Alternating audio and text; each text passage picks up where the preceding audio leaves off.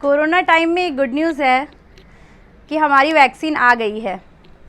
Russia ने दावा किया है कि उसने वैक्सीन बना ली है कोरोना की और वो बहुत जल्द मार्केट में आ जाएगी।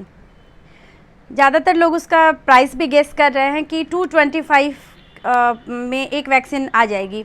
तो अच्छी खबर है, अब कोरोना से डरने वाली बात नहीं है।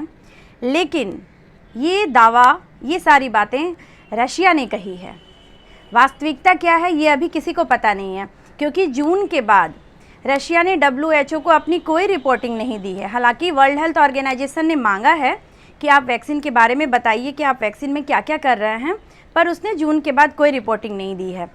जहां तक इफ़िशियंसी और इफ़िकेसी की बात आती है, तो पुतिन ने कहा है कि वो जो वैक्सीन है उसका एक डोज़ अपनी बेटी को दिलाए हैं और ये ग्लोबल लेवल पे उन्होंने अनाउंसमेंट भी किया है। तो इसका मतलब है कि इफ़िकेसी वहाँ के लोगों के कॉन्फिडेंस में होगी। वहाँ के डॉक्टर्स और वहाँ के जो भी साइंटिस्ट हैं वो तो मान रहे हैं कि वैक्सीन एक सस्ते रेट पे और बहुत अच्छा काम करेगी, कोरोना के अगेंस्ट में काम करेगी। लेकिन फिर यहाँ एक तीसरी बात ये आती है कि क्या जो वैक्सीन बनाने का प्रोसीजर है, जैसे मैंने बताया था आपको कि प्री क्लिनिकल ट्रायल होता है, फिर क्लिनिकल ट्रायल में फ़ेज़ 1, फ़ेज़ 2, फ़ेज़ 3 होता है। तो फ़ेज़ 1 तो उसने कंप्लीट कर लिया है। इनफैक्ट सारे वैक्सीन बनाने के दौर में जितने भी कंट्रीज़ है उसमें फ़ेज़ 1 सबसे पहले रशिया ने ही कंप्लीट किया था, जिसमें फ़ेज़ 1 में उसने 2 सैंपल लिए थे। 2 ग्रुप ऑफ पीपल पे एक्सपेरिमेंट किया था, एक में 18 थे और एक में 20 थे। तो फ़ेज़ 1 ट्रायल तो बहुत सक्सेसफुल रहा। इनफैक्ट फ़ेज़ 2 भी हो गया, लेकिन अभी टोटल 100 के नीचे ही लोगों पे एक्सपेरिमेंट इस वैक्सीन का किया गया है।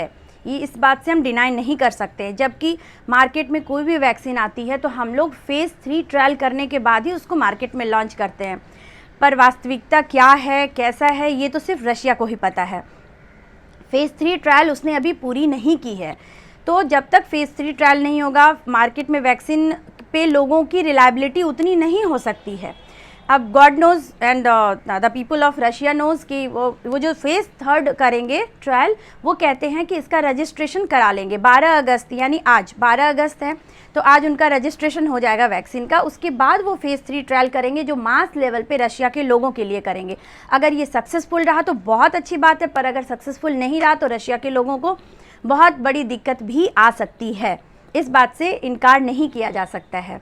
पर हमारे लिए एक हम इसको पॉजिटिव वे में लें, पॉजिटिव एनर्जी के साथ इसको एक्सेप्ट करें। आई होप जय श्री कृष्णा की वैक्सीन आ जाए वाकई। आखिर कोई तो बनाए। बहुत सारे कंट्री हैं जो वैक्सीन के दौर में आगे हैं, जैसे रशिया है, ऑक्सफोर्ड यूनिवर्सिटी ने भी दावा किया है, मॉडर्ना है, इंडिया में भी फ़ेज़ 1 ट्रायल हो रहा है।